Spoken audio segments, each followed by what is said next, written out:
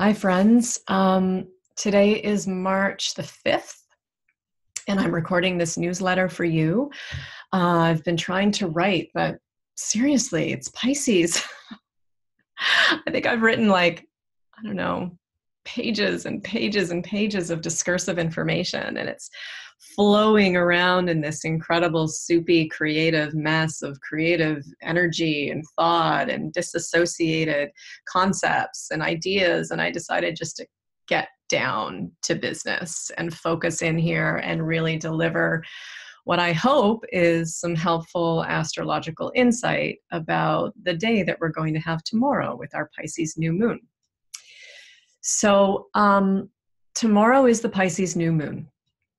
And with any new moon, we always look to the planting of seeds. It's the beginning of a new cycle. It's the moment in time where we can go very empty and we can set our intentions for the next lunar month. This particular new moon marks the end of our 12 archetypal rotation. So Pisces is the very last sign in the zodiac. It's number 12. And it's also a really interesting new moon because Pisces, which is ruled by Neptune, is going to be, the sun and the moon in Pisces are both going to be exact degree conjunct Neptune at the moment of our new moon. So this is significant, and I want to talk to you about this and what I feel like, what I'm getting about it, and what I think it means. But first of all, let me explain a little bit about Pisces to you. On an esoteric level, Pisces represents the merging of the personality and the soul. There's a symbol in my life that has been very significant to me, and which speaks to me specifically about this merging, or about this duality that we live in here as human beings. And it's the symbol of the figure eight on its side, the infinity symbol. It's also called the lemniscat. This symbol is infinite in its potential meaning. I mean, it's everything from the balance of the male and female to the fact, the wheel of karma that we never really quite get off, the sort of infinitely cycling through life and death and life and death. But it also represents, to me personally, the human experience versus the spiritual experience, because we are essentially a combination of both of those parts. We have human selves and we have spiritual selves. And our job here on planet Earth, as far as I can tell, is to figure out how to blend them so that we become not two separate selves, but one. And it's in the archetype of Pisces that we come up against this challenge very directly.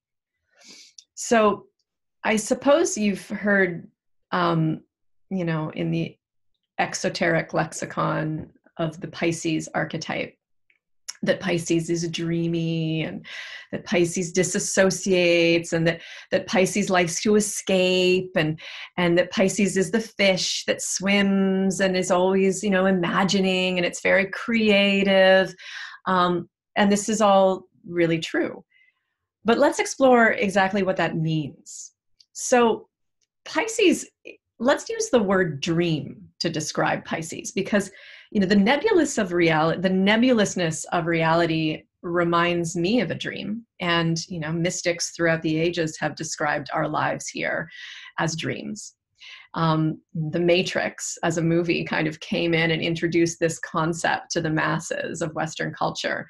And since then, we've all sort of had this awareness that this reality that we're living could be real, or it could be, And maybe it's a little subjective, right? Like maybe the dream you're dreaming and the reality that you're experiencing is being colored by things like your belief system or your family upbringing or your culture or your society or the commercials on television, right? Like it's very nebulous. Like there aren't a lot of boundaries when we're talking about reality. Like just you can't nail it down. And science tries to nail it down, but even science, it's always changing. There's always movement. There's always evolution. They're always discovering something new. So can you really quantify what is true ever? And, even physics has now proven that just by looking at a particle, just by focusing on it and having attention upon it, you've changed it in some molecular way. You've now altered it. So what is true exactly?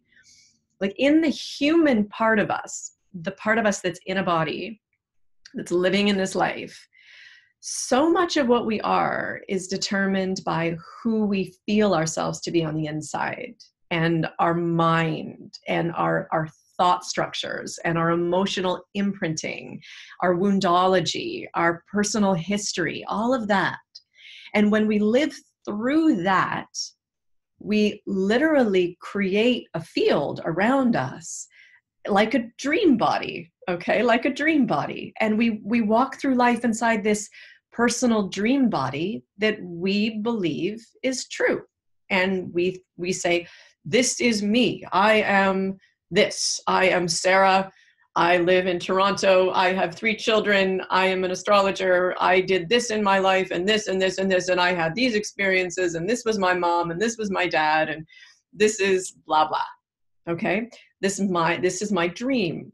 And then inside the dream body, I carry memories from my entire life and all of the imprints and the points along the way where I made choices or decisions about who I was and who I wasn't and how I was going to react to life and what I was going to do to avoid pain, essentially, and to move toward pleasure. And it's very mechanical almost in some strange way, right? And personally, because I am a 12th house sun and very, very Piscean, very Neptunian, with Neptune opposite the sun, life talks to me in terms of past lives as well. So I've had many, many past lives come through and show me themselves and show me how I've been carrying them inside my astral field. And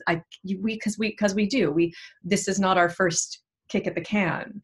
And if you don't believe in past lives, that's okay. And if you do believe, that's great. And irregardless, you're still here right now dreaming this dream that you're dreaming. So what?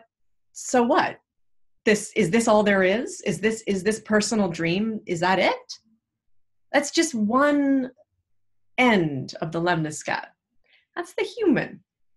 Now, the gift of Pisces is that all of a sudden we realize that we are the dreamer, but perhaps we are also being dreamed.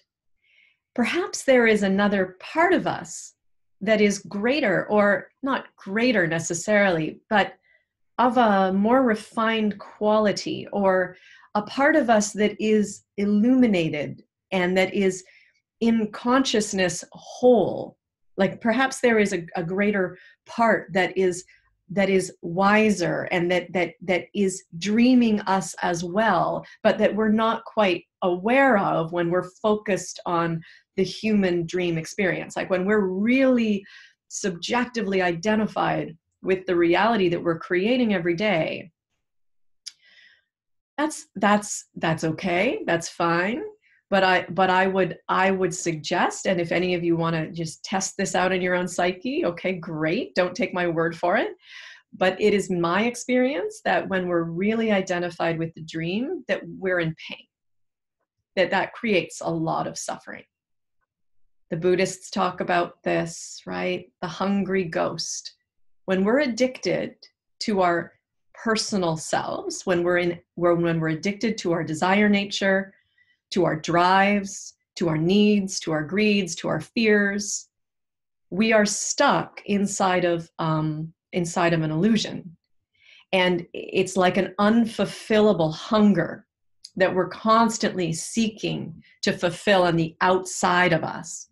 We're always looking for something. We're in a dream. We're deluded inside of this reality that doesn't actually make any sense. It's like we're swimming in the ocean, like the Pisces fish. We're swimming through the astral field. We're swimming through these emotional dreams that we've created because of our own humanness. And that is just part and parcel what it is like to be here. It's not always fun. In fact, much of the time, this place is really somewhat disturbing. Pisces people who run a lot of Pisces in their system, Pisces rising, Pisces sun, Pisces moon, people like me, 12th house suns, we tend to have this incredible amount of sensitivity to the whole thing, like all of the experience of this humanness that we're part of. We feel everything, right? Pisces feels everything. And it's almost like the pain of being here is what propels the Pisces to look somewhere else. The pain is just part of the process. It's not something to run from. It's not something to escape, but it's part of what it means to be in this body. And it's almost the impetus that we need sometimes to kind of come back into ourselves and make that leap onto the other half of the lemniscat, which is, in my opinion, our spiritual self, our higher self, our soul. In esoteric astrology, the sign of Pisces is where the soul, it describes the soul and its interaction or its relationship with the personality, right? Because the soul is beyond the human, and it experiences its reality in a state of unification with source. There is no separation there. It's non-dual. It doesn't experience duality. It experiences pure love and consciousness. But the personality lives inside a dualistic reality where it experiences the difference between pain and pleasure. So the soul coming down and trying to merge into the physical form is almost in itself an act of supplication and suffering. This poor soul loves us so much that it's willing to come down into these little bodies that are, these little flesh sacks of vulnerability and pain, and to come in here and to kind of suffuse us and to gently enter and to gently, soothe and to gently merge until our little selves are able to let go and relax and give up control and to gently re-merge and to become whole and to allow the flow to start to flow. And that's when the lemniscat becomes a fully operational symbol of our consciousness. Is when our personality is at the point where it can let go a little bit, where it's not trying to like just jump into the next experience in order to escape its pain, but it's able to kind of sit and relax and let go, then something else is able to come in and start to push itself through. And, I experienced this when I was younger. When I was in my early 20s, I had this experience very strongly because I had a really beautiful awakening process that I went through. And at some point, as in my practices and my meditation, I went from being like normal 3-dimensional reality to totally energetic. So reality went, I can't explain it. I don't have words for this. I'm sure there's someone out there who has the lexicon that I am missing that could describe what this actually is, but I can only describe it in the language that I have. It basically went from being I was a physical thing to I was just an energetic field that could access and merge with other energetic fields. And I could literally see the energy and understand the motion of it. So if I was to close my eyes, all of a sudden what I was just movement of energy. And I could track, as I sat in deep stillness and meditation, I realized that there was an energy beyond me that was always sort of pushing in, and that there was a pulse to it. There was a life to it. There was an organic consciousness to it. And that my job as a human being was to relax enough so that I could receive it. And when that happened, my crown chakra would open, and it would be like honey golden light was just dripping down through the top of my head and coming into my heart. And this was my experience of merging with my higher self and my soul. But it was like this incredibly precise act of will that enabled me to, one, hold myself so still that I wasn't moved, like that my human self, like my personality was just still. And that I could go into this state of receptivity, which required, it was almost like walking on a tightrope, because you couldn't be in control, but you couldn't just let go. You had to just be in awareness. It was like being in the center of the lemniscat. And that is why that symbol means so much to me. And that, I believe, is the point of Pisces as well. When we're able to be in the center of the lemniscat, or as a human being, the center of our lemniscat is right here. It's the heart. Because the heart chakra is the center of our entire energy body. Yeah? When we're able to be in the center and hold that point, that precise point of attention and awareness, and come from that place, we are the perfect merging of the lower self and the higher self. And that is when the soul starts to come in and suffuse the form. And the more we can hold that alignment, the more our lower self, which is contracted generally because it's like, I'm so scared of being alive. So it usually has a lot of trauma and a lot of darkness. That lower self starts to be healed because the higher self will heal it. It will literally come in and suffuse it with golden light. Now, it's not about escaping. Woo! That's not the point. And it's not about going down and suffering. That's not the point. It's about being able to hold a discerning center, like, and to be able, and to realize that we are both the human fear and suffering, and we are the divine. We are the intersection point of both of these things. And it's our responsibility as human beings to learn how to manage that alchemy within ourselves. That's our purpose. That's why we're here. Okay, so that's Pisces to me. I hope that makes sense to you. It's a little out there, but truly that wholeness, the ability to hold that precision and that precise, I think that's articulated by the Virgo polarity of Pisces as well. Like there is a very specific ability to hold your mental alignment. Spirit is a mental activity. Consciousness is mental, and like love and wisdom. So it's like the ability to hold love and mind at the same time, and then to allow that which is to kind of to be, like to both receive and act simultaneously, which is the merging of the feminine and masculine as well. So it all kind of plays out at all these different metaphorical levels. Anyway, so that's Pisces to me. Okay, so now we've gotten that out of the way. So that, I hope that was helpful to you understanding the archetype. I guess at a human level, Pisces like rules that, the part of us that wants to dream the happy golden dream. And then it comes down and it's like, oh my God, there's so much hell here. There's so much suffering. I'm afraid. Okay, I'm going to escape. So it's tricky to be a Pisces because you're always kind of working on these two levels simultaneously. You're either escaping the pain or you're kind of in it and you're in the suffering and you're in this murky place. And again, the resolution of the Pisces energy is that center point, is being able to know that we are both.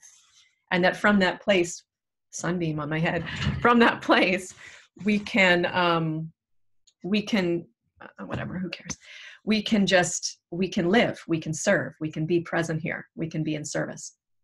Okay, now let's get to the new moon, because today's new moon, or tomorrow's new moon, depending on when I send this out, is really interesting to me. I find this new moon to be fascinating. So Pisces is ruled by Neptune, okay? Neptune is the ruler of Pisces. At a new moon, what happens is you have the sun and you have the moon, and they come into alignment. That's why the moon is dark, because if my head is the earth, right, and the moon is orbiting around the earth and it comes there, no longer can we see the light being reflected on the moon. The space in between the earth and the moon is now dark. That's why the new moon is dark. That's why we see nothing of it. Now, right now in the heavens, at the point of the new moon, behind, out here somewhere, is Neptune. Well, I'm not sure. Maybe it's over here. I don't know. Somewhere in the line, there is a line of sun, moon, and Neptune, all conjunct, all in alignment in the sign of Pisces. So what does this mean? Neptune is the planet of that connection to the nebulous. It's that connection. I call it the gateway to God. It's the part in our chart wherever we have Neptune, it's like there's a gate there. It's the lemniscat. And your job with Neptune is to be able to be the intermediary between the human and the transpersonal, the personal and the transpersonal. So wherever Neptune falls in the chart, there is an opportunity, there is an opening. That's where magic can come through into your personal life. That's where the gate to the divine is found. It's up to you to come into the center of the lemniscat and clear the lens. I love Stephen Forrest's take on Neptune. He calls it a lens. The lens, if it is foggy or dirty, will color the dream that you're dreaming into the personal reality, right? But if that lens is clear and pristine, the dream from the transpersonal can come right through and express itself here in the human level, in the human dimension. So it's a gateway. It's a gateway to the divine. That's what Neptune is. So as we have our new moon conjunction between sun and moon, creating an opening for planting our seeds, our fertile ground. This is our time of setting intentions. And we have Neptune sitting right there. We have an opportunity. The opportunity is dual in nature. Number one, we can plant a seed based on our delusionary, personal, subjective dream that is coming from a place of maybe murky fear, or that is coming from this clouded lens, right? We can choose to create something based on our conditioning, our fear, our status quo, our social constructs, whatever it is. We can choose to create something from there. We always can. That's our human right. We have free will. Free will. Where we put our will is free. So we can choose to create from there. Or with Neptune sitting there, there's a calling, there's an invitation. How can you connect with something more? What is the greater dream that wants to move through you? How can you be a channel for a transpersonal dream?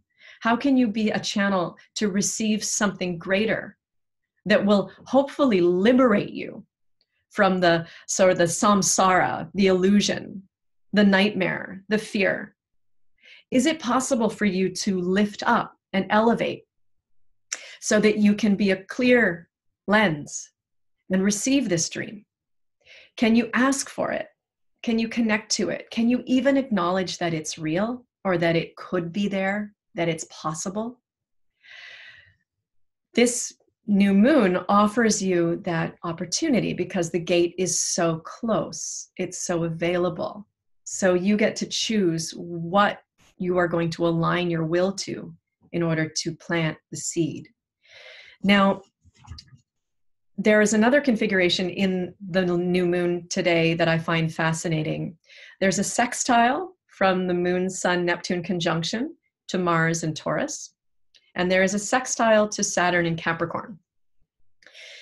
So in my opinion, the way I read this is that the dream that we are receiving, the dream that we want to create, that wants to come through us, needs to be rooted very strongly in our true value system and that which really matters to us. So what is like the underpinning of our real value on this planet, the true value that we hold for ourselves and others, what matters, what really matters to us. And on the other hand, we have to be willing to take responsibility for the constructs and for the the creations that we've made in the past. So what I'm tracking for myself is that, up for me is coming this awareness of the constructs, the things that I have built, the realities that I have based my life on. So the personality qualities, the belief systems, the emotional patterns, the mental thought forms, the ways that I've literally structured my reality. Those are coming up and I can see them. I'm then asking what truly matters to me, like what are my real values? Because these constructs are here, but I don't really feel like I want to buy into them anymore. I want to rebuild them. I want to take responsibility for them, right? So those two things are interplaying. And that's happening on other levels in the birth chart and in the current natal ecosystem as well, in the current discursive. Never mind. I'll talk about that later.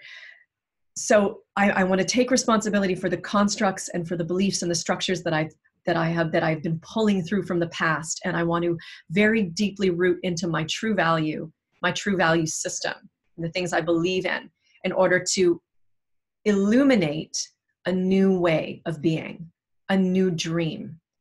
But in that new dream is so tenuous. So I am going to call in my guides. I'm going to call in my helpers. I'm going to call in the universal consciousness, love. I'm going to call in my higher self, and I'm going to ask for help.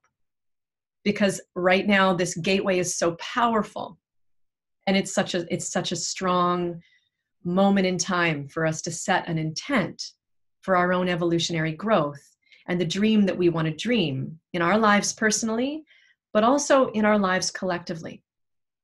And that brings me to some other significant things that are happening right now. Number one, we have Uranus that has just ingressed into Taurus. Exactly right now, it is at 0 degrees Taurus, and it's staying there.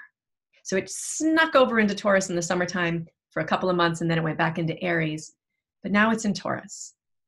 So we almost have an evolution and a revolution of our own personal relationship to value and matter, to money, to the things that we hold dear, to the earth, to our safety and security. All of this stuff is going to become an up for us in the next 7 years. So that big transition has just been made. And we also have Chiron coming into Aries right now. It is exact like 0 degrees Aries. So we have a healing of our primal instinctual right to be an individual.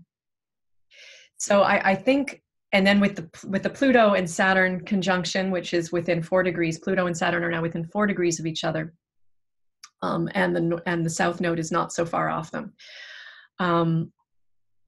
I believe that, well, I don't want to make any predictions, but as a collective, we're really going to have to start facing into the way we are on this earth and to the way we want to be on this earth in the future, and to the power that each one of us has individually to actually make a difference here and to really make changes in ourselves, to take responsibility for the beliefs that we have, for the structures that we've created, and to change them based on a truer value system, and to fight for our right to be alive here, to thrive here, to survive here, and to be what we are. So today, with this new moon, there is this great gateway, this opportunity for us to dream this new dream. And let me remind you, it's not all up to you. Today, the calling is for you to open up to some higher dream as well, and to say, I know I can dream the personality dream because I do it all the time, but I'm curious. I want to know, is there a greater dream for me? And how can I open up to that dream, to receive it? How can I give myself over to that dream? How can I allow it to infuse what I am so that I can merge with it and come into a place of greater heart-centeredness, deeper, profound peace and wholeness within myself, so that I can be here on this planet courageously, with strength, and in service. That's it. All right. I hope this made sense. I'm going to put this out as my newsletter. I might go back and do a little writing as well, but honestly, I don't know why the writing is eluding me these days. So this may be it. Please, the new moon is happening at 11 a.m. on March the 6th, Eastern Standard. So that I believe that's 8 o'clock Pacific Standard. So take a few moments if you have the time. If you're at the office, go find a huddle room, go for a little walk outside, walk around the block. Take a moment of time at 11 o'clock a.m. Eastern Standard to lift into your heart, honor and acknowledge the dream that you've been dreaming. It's okay. And then open yourself up to something more and see what happens. See what comes, okay? It's your choice. All right. Thanks, everybody. We'll see you again in a month. Bye-bye.